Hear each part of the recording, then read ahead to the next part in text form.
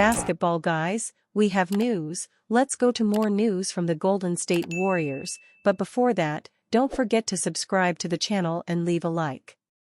The Warriors have already stated that they will not pay the high salary that Klay Thompson asked for, and that is why other NBA teams want the player. Dallas Mavericks want to form the biggest Big Three in the NBA and sign a star from the Warriors. Golden State Warriors legend Klay Thompson might have run his course with the franchise he won 4 championships with. The two parties couldn't come to an agreement on a contract extension ahead of the most recent NBA season, and Thompson is seeking a 3-year contract. This might be Thompson's last chance at a real payday, and he's trying to capitalize on it. With this, The Athletic's Shams Charania has reported on multiple occasions now that the future Hall of Fame sharpshooter is open to testing the waters of the open market in free agency. Could the Mavericks capitalize on this and add shooting around Luka Doncic and Kyrie Irving? Additional spacing for the two could further open up the offense. Mixing in his sharpshooting alongside the rim protection and lob threat of Derek Lively could be a dynamic building block for Dallas' starting lineup. Klay Thompson, I'm told, is open to all external options in free agency coming up, Charania reported. Last season, Thompson averaged 17.9 points, 3.3 rebounds, and 2.3 assists while converting 39% of his three-pointers. Being a third scoring option in Dallas would be a change of pace, and the Mavericks could put him in a position to revitalize his career. Warriors offered Klay a contract before free agency. The Warriors have yet to strike a deal with impending free agent wing Klay Thompson, but that's not to say the team recently hasn't made efforts.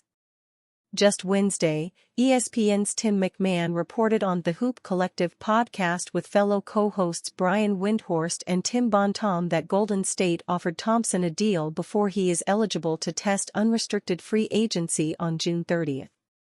We've heard that it's a 2-year offer, McMahon said, Hat Tip Sports Illustrated's Tom Dierberger. It's as much about years as dollars in some of these cases. But Windhorst noted that the 5-time NBA All-Star likely will not be willing to take a pay cut that rivals those of his aging teammates. It's fair to point out that when Andrew Wiggins and Draymond Green recently took pay cuts, neither of them, I think if you put Wiggins and Green's pay cuts together, I don't think it will average the pay cut they were probably going to want Klay to take down to the 20s millions, Windhorst added. But when Wiggins and Draymond took pay cuts, they got 4-year deals. And if you're Klay, those are interesting factors. This isn't so much about money as it is about respect. No one wants to lose out on dollars. However, the 4-year contracts Wiggins and Green signed show long-term commitment on Golden State's end, which Thompson, rightfully so, clearly wants. Unfortunately, the NBA's free agent market isn't friendly nor nostalgic in the face of mediocre prospects.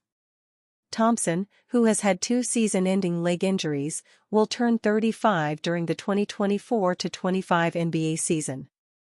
He also is coming off one of the poorer seasons of his storied 13-year NBA career, in which he averaged 17.9 points on 43.2% shooting from the field and 38.7% from the three-point line. Clearly, Thompson yearns for that last star-sized, long-term deal from the only franchise he has ever known. But the NBA is a business. Golden State did offer Thompson a 2-year contract before the 2023-24 regular season, but nothing came of it for reasons unspecified. Only time will tell which uniform one of the best two-way sharpshooters in league history is to don in the fall.